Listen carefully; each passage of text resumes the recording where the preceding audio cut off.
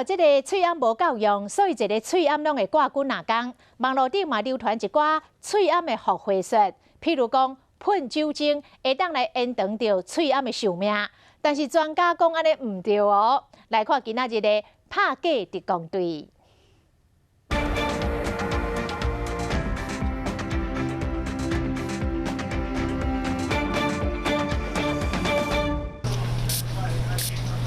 摕酒精喷喙暗消毒表面，即马受到武汉肺炎的影响，喙暗真歹买。网络上甚至伫媒体有流传安尼，喙暗会当复活。店面写挂过4点钟到6点钟的喙暗，喷酒精消毒水就会当重复使用。但是这款方法敢真正会当互喙暗完全复活？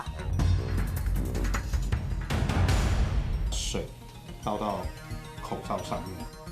请我老师来做实验，甲这正常的喙暗滴水完全拢袂漏，不过若是喷酒精，注意看，这水就安尼一滴一滴流出来。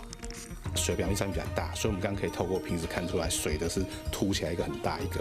好，那酒精表面上比较小，所以它可以穿过那个布织布的层，穿过这一层，我就可以破坏它的静电现象。静电现象没有，它就没有办法阻挡那些飞沫、那些水。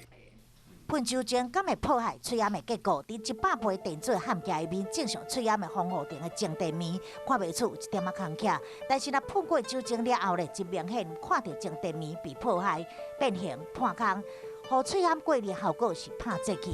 专家讲，这喙暗若喷酒精照射紫外线、高温蒸汽来消毒，对喙暗的结果造成毁损。民众若想要延长喙暗的寿命，千万唔通用唔着方法。